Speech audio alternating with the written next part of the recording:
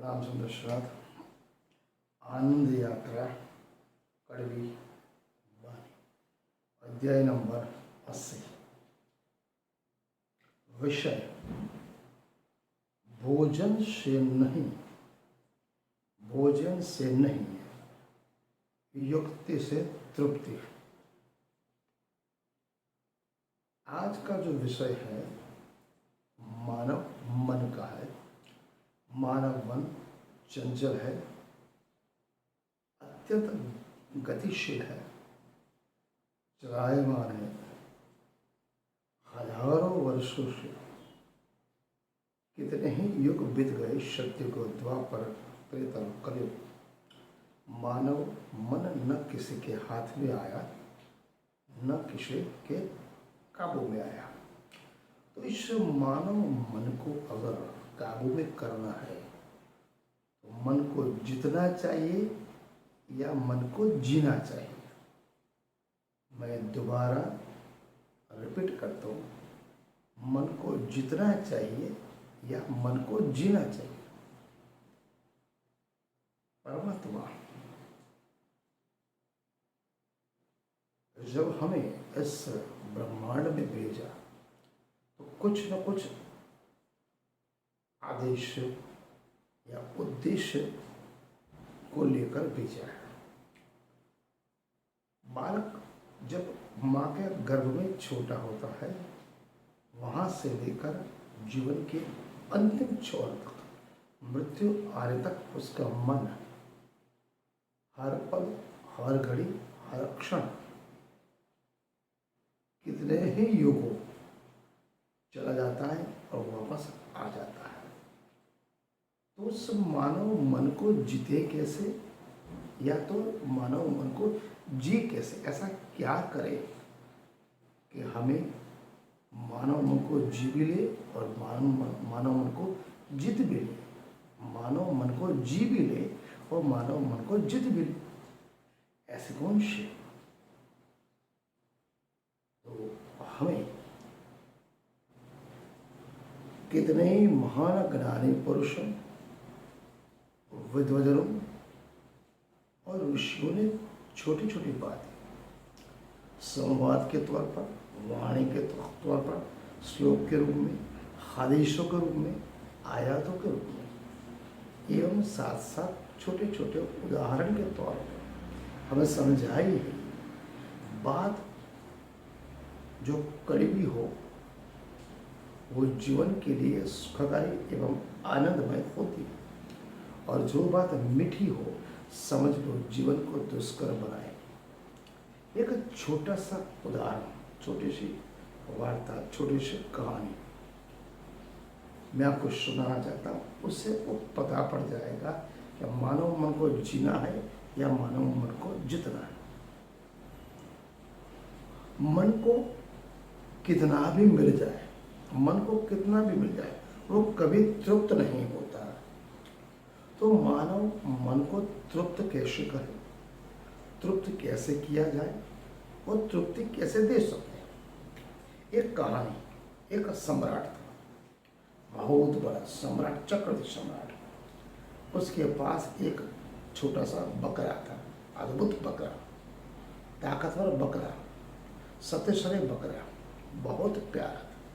लेकिन उसमें एक खामी थी, वो कभी तृप्त नहीं हुआ। कितना भी खिलाओ, कितना भी पिलाओ, कितना भी घुमाओ, कितना भी उसके साथ आनंद प्रमोद करो, वो कभी तृप्त नहीं होता। सम्राट ने एक बार राज दरबार से कहा, जो मेरे इस बकरे को खिलाएगा, पिलाएगा, आनंद प्रमोद करके तृप्त करेगा, उसे मैं आधा राज्य दूंगा।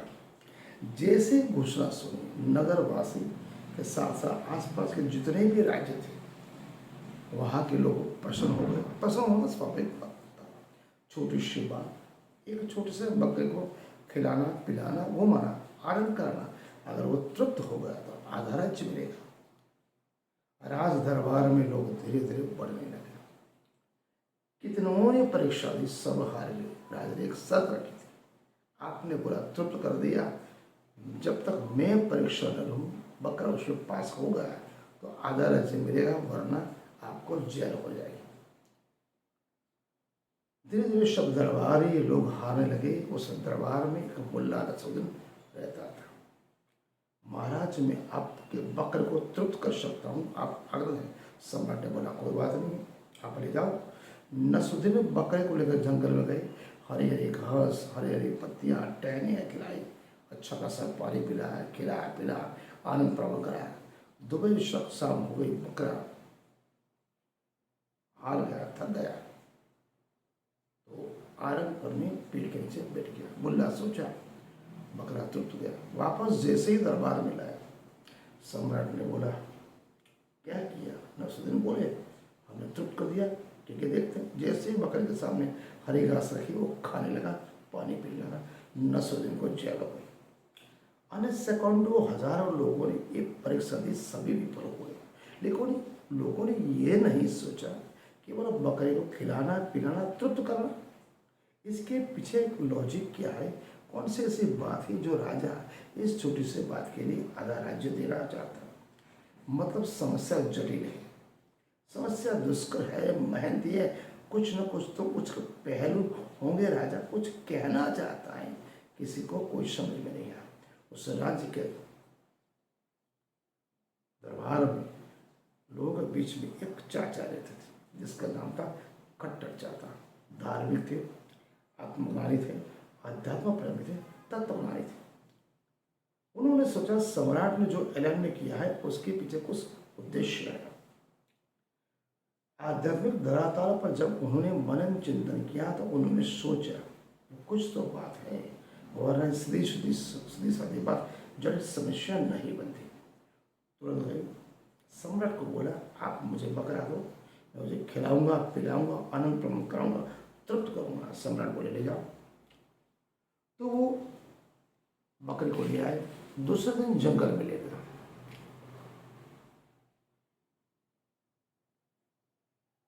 लेकिन जंगल में ले गए, उन्होंने क्या किया?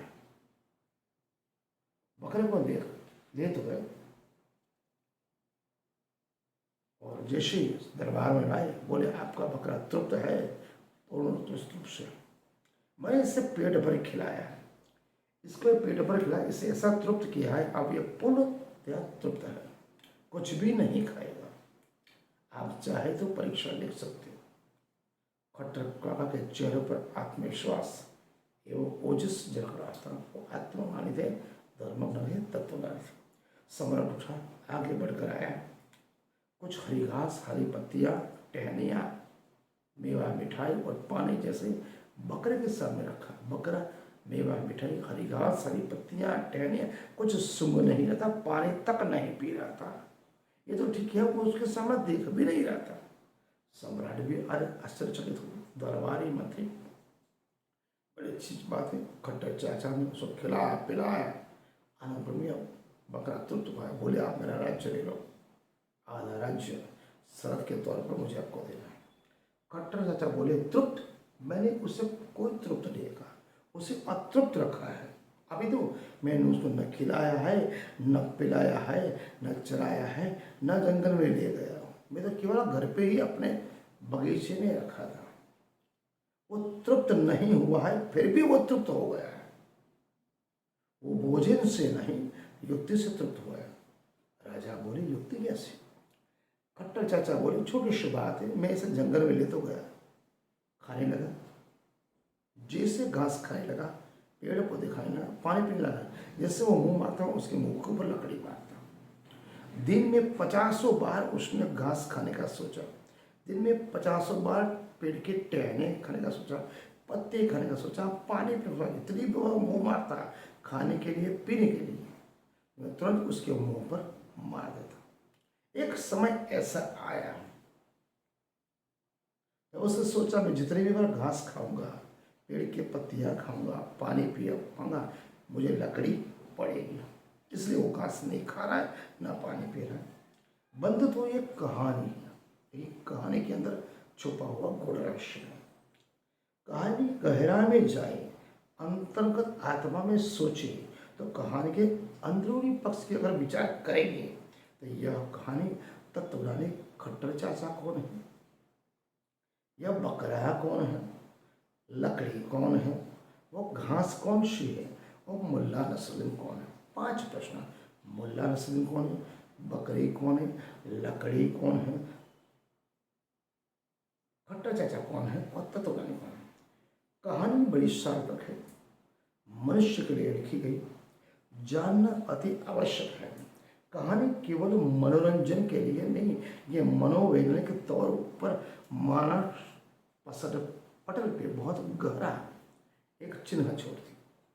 वो सम्राट, परमपिता परमात्मा, तत्वज्ञानी, आत्मज्ञानी वो खट्टर चाचा है, बकरा स्वयं मनुष्य है, लकड़ी इच्छा रूपी निरोध रूपी अंकुश है, वो घास इंद्रिय विषय रूपी घास है, मुल्ला नसरुद्दीन स्वयं मनुष्य है।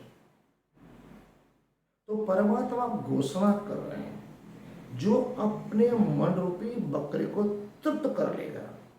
परमात्मा क्या कहते हैं, जो अपने मन रूपी बकरे को तृप्त कर लेगा वही परमात्मा का साम्राज्य का अधिकारी होगा, परमात्मा को मिल सकता है।